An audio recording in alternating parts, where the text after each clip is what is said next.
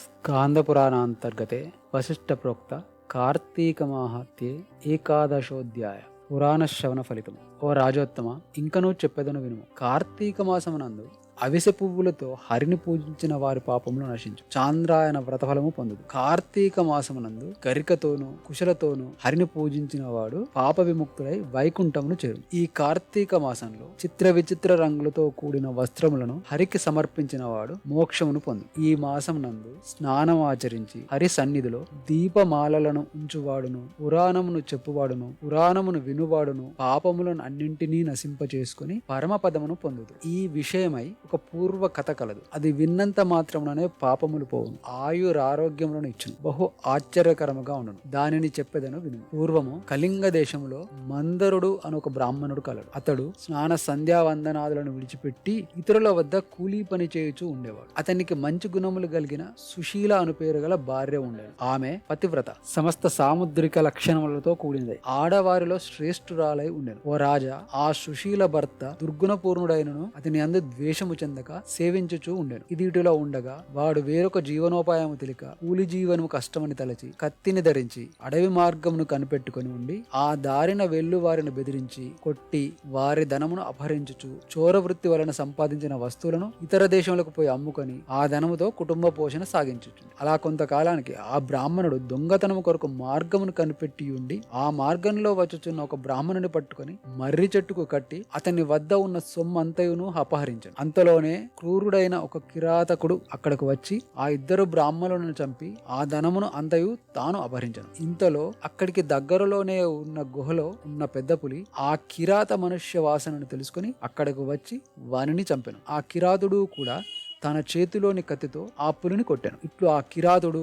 ఆ పులి ఇద్దరును పరస్పర పోరాటం చేత ఒక్కసారిగా మరణించారు. ఇట్లు ఇద్దరు బ్రాహ్మణులు, పులి, కిరాతుడు ఆ నలుగురు ఒకచోటనే మరణించి యమలోకమునకు పోయి కాలసూత్ర నరకంలో బాధలను అనుభవించుచూ ఉండిరి. యమభటులు వారందరినీ పురుగులతోనూ అమేద్యముతోనూ కూడినటువంటి భయంకరమైన చీకటిలో సలసలా కాగుచున్న రక్తంలో పడవేసినారు. కానీ జనక మహారాజా, ఆ బ్రాహ్మణుని భార్య ఆచారవంతురాలై సమస్త ధర్మములను ఆచరిస్తూ హరిభక్తితో కూడిన సజ్జన సహవాసము చేయుచు నిరంతరము భర్తను ధ్యానించుండెను. ఓ రాజా, ఇది ఇట్లుండగా దైవ వశము చేత ఒక యతీశ్వరుడు నాట్యము చేయుచు పులకాంకిత శరీరుడై హరినామామృతమును పానము చేయుచు సమస్త వస్తువులందు హరిని దర్శించు ఆనంద బాష్పయుతుడై ఆమె ఇంటికి వచ్చాను. ఆమెయు ఆ యతిని చూసి భిక్షమిచ్చి, అయ్యా యతి పుంగవ, మీరు మా ఇంటికి వచ్చట చేత నేను తరించి తిని, మీ వంటి వారి దర్శనము దుర్లభము. మా ఇంటి వద్ద నా భర్త లేడు, నేను ఒక్కదాననే పతి ధ్యానమును చేయుచున్నాను అని చెప్పాను. ఆమె ఇది చెప్పగా విని యతీశ్వరుడు ప్రియ భాషణియు శ్యామయు ఆయన ఆమెతో ఇట్లు పలికెను. ఓయి అమ్మాయి,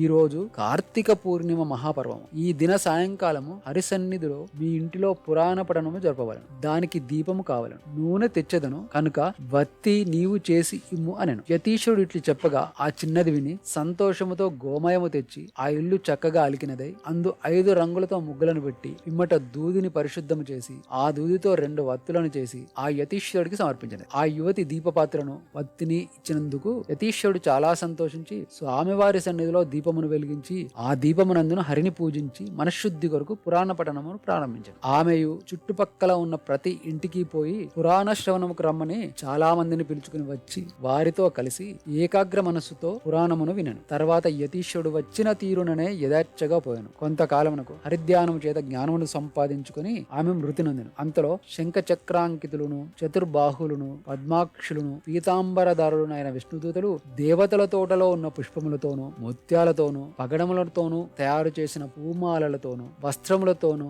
ఆభరణములతోనూ అలంకరింపబడిన విమానమును తీసుకుని వచ్చి సూర్యుని వలె ప్రకాశించుచున్న ఆ విమానములో ఆమెను ఎక్కించి జయ జయధ్వనులతో కరతాళములు చేయుచు చాలా మంది వెంటరాగా వైకుంఠ లోకమునకు బయలుదేరి ఆమె వైకుంఠమునకు పోవు మార్గ మధ్యములో నరకమును చూసి అచ్చట తన భర్త ఆ నరకములో ఉండుటకు ఆశ్చర్యము చెంది విష్ణుదూతలతో ఇట్లు పలికెను. ఓ విష్ణుదూతలారా, నిమిషమాత్రం ఉండండి. ఇక్కడ ఈ నరకమునందు నా భర్త మరి ముగ్గురితో పడి ఉండుటకు కారణమేమి? ఈ విషయము నాకు తెలియజేయండి అని కోరినది. అంత ఆ విష్ణుదూతలు, వీడు నీ భర్త, వీడు వీని వివిధోక్తమైన ఆచారములను వదిలి కూలి చేసి దొంగతనమును చేసి పరధన అపహరణము చేసినాడు, చేయరాని దుర్మార్గములు చేసినాడు, అందువల్ల వీడు నరకమందున్నాడు అన్నారు. ఇక ఈ 2వ బ్రాహ్మణుడు మిత్రద్రోహి, మహాపాతకుడు. ఇతడు బాల్యము నుండి మిత్రుడైన వాడిని ఒకరిని చంపి వాని ధనమును అపహరించి ఇతర దేశమునకు పోవుచున్నంతలో నీ భర్త చేత హతుడాయను. అట్టి పాపాత్ముడు కనుక ఇతడు నరకమునందు పడి ఉన్నాడు. ఈ మూడవ వాడు కిరాతుడు. వీడు నీ భర్తను ఈ బ్రాహ్మణుడిని ఇద్దరిని చంపినాడు. అందుచేత వీడు నరకము చేరినాడు. ఇక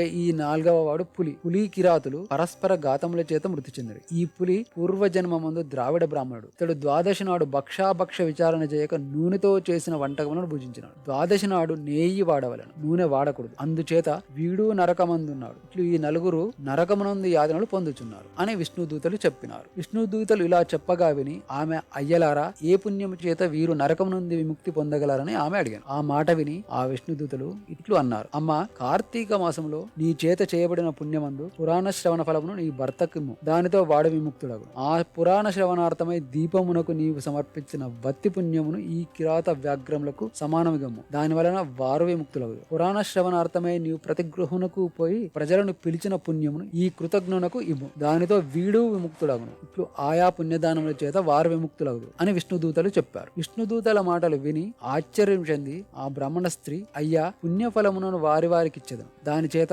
వారు నరకం నుండి విడుదల చెంది దివ్య విమానములను ఎక్కి ఆ స్త్రీని కొనియాడుచు మహాజ్ఞానులు చేరుకొనడి ముక్తి పదమును చేరి. కావున ఓ జనక మహారాజా, ఈ కార్తీక మాసమునందు పురాణ శ్రవణమును చేయువాడు హరిలోకమును చేరు. ఈ చరిత్రను వినువారు మనోవాక్కాయముల చేత సంపాదించిన పాపమును నర్శింప చేసుకుని మోక్షమును పొందుదు. ఇది స్కాంద పురాణాంతర్గతే వశిష్ఠ ప్రోక్త కార్తీక మాహాత్మ్యే ఏకాదశోధ్యాయ పారణ సంపూర్ణం. స్వస్తి. Thank you for watching. For more videos, like, comment, share, subscribe.